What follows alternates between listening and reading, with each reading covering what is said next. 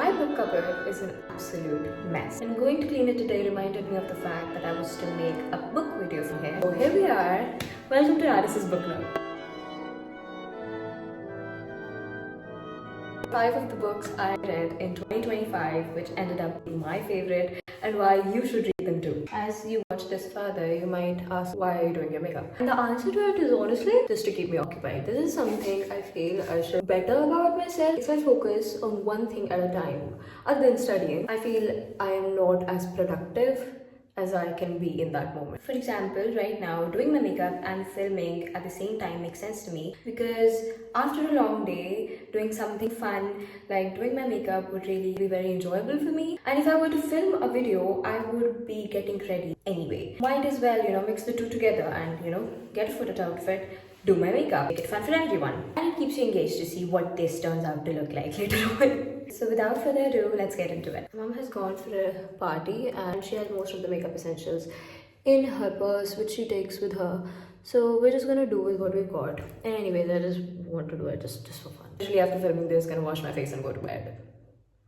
Yeah. Anyways, first book I'm gonna talk about is Don't Sweat the Small Stuff, and It's All Small Stuff by Richard Carlson. This is a non-fiction book. As the title suggests, it's about how to not sweat the small stuff. I feel as people, we give a lot of power to our external circumstances, stress over them, worry about them, while most of them are things that can be controlled and changed in a way that actually makes things better for ourselves. This book consists of 100 different entries, which are all thought-provoking prompts. What I love about this book is that all these 100 entries are about individual topics, about different areas of your life, different fears, different worries that one might have, which is why you can read this book in any order, which honestly seems so freeing after all you've been reading is either academic material or really long novel. How I did it was I used to flip through the index and whichever prompt, whichever heading felt it aligned with what I was going through or what I was feeling or stirred something up in me, I picked it up and read it. These entries are short and crisp, ranging from 1 page to maximum 4 pages. It definitely, oh god.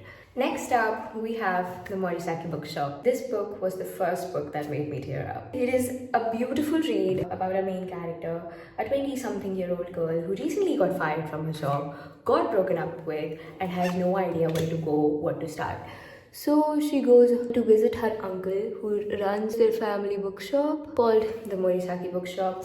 And her days there as she, rekindles with her uncle, finds out more about herself. If you're a reader who has been reading really long, heavy, plot-based novels for a while, this would definitely feel like a breath of fresh air for you. If you are a reader who has recently got into reading, this book will definitely be a very easy read for you. It is not that complicated. The language is simple yet touching. The storyline is the most heartfelt and it is easy to follow, and it is very easy to feel when you read that. if you know, you know. At the start, it can seem a little bit slow to some readers who are used to fast-paced plot lines, or if you're a new reader, but please give it your time. I promise you it's going to be so worth it. I am not a person who is usually able to choose favorites that much. I am a Libra bro, okay? But these two books, hands down, two of the ones I absolutely love, so please go check it out. Next we have 5 on a Hike by Enid Blyton. This book was such a joy to read. If like me, growing up, you absolutely loved wholesome stories or movies like Stuart Little and Home Alone, but then evolved into a more mystery-loving type of person, coming from an absolute Arthur Conan Doyle nerd, it made my inner child so happy. It's just a solid book, guys. I feel in the reading community, we do not give children's literature as important as we should. I feel some of the greatest pieces of literature is found in the children's section. I mean, it has plot, it has drama, it has thrill, it has suspense, it keeps you hooked. It is the perfect recipe for a mystery book, and it's about 4 cool kids. Doesn't get better than that. Why are they cool, you may ask? They're solving a case together. They're solving a mystery together. That should be enough to call one cool. 5 on a Hike keeps you hooked, literally hooked. No plot holes whatsoever. Successful, satisfactory ending. I just love it. I love that book. I love that with all my heart.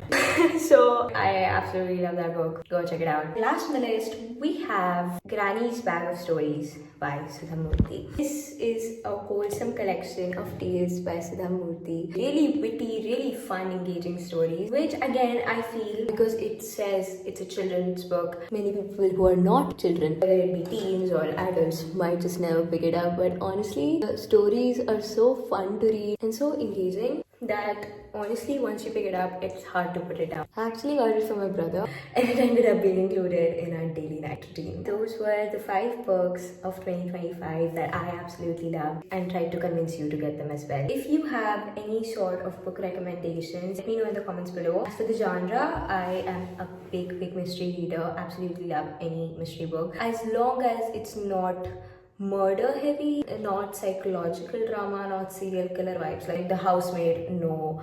Agatha Christie, yes. Serial killer stuff, no. Enid Blyton mysteries, yes. Sherlock Holmes, yes. Any other type of mystery, yes. The Oxygen Thief, absolutely no. You kind of get the vibe. I have also recently warmed up to rom-coms, which I did not expect would be happening. So that was the video. This is the final makeup look. I honestly like it with my hair tied up, which is rare. I usually feel I look my best with my hair open, but I really like how this turned out. Maybe it's the little zoomies that, compliment it so much. But yeah, let me know in the comments if you plan on reading any of these books, if I succeeded in convincing you to get these books. If you do end up reading them, do let me know what you thought. I hope you enjoyed the video, and I'll see you in the next one. I honestly really like this makeup. I think this just might be my go-to. Do we see what it looks like with the hair down? I love it too much with the hair up though. This is what I mean by I'm a Libra. If when it comes to like big life decisions, I can very well analyze it and take this chance. But when it comes to putting my hair up or down, how should my phone face on my bedside table when I go to sleep, I can't do about that stuff. That's what it looks like with my hair down. My hair is very greasy, so pardon that. My phone storage is crying, but at least it was worth it. So I'll see you in the next one.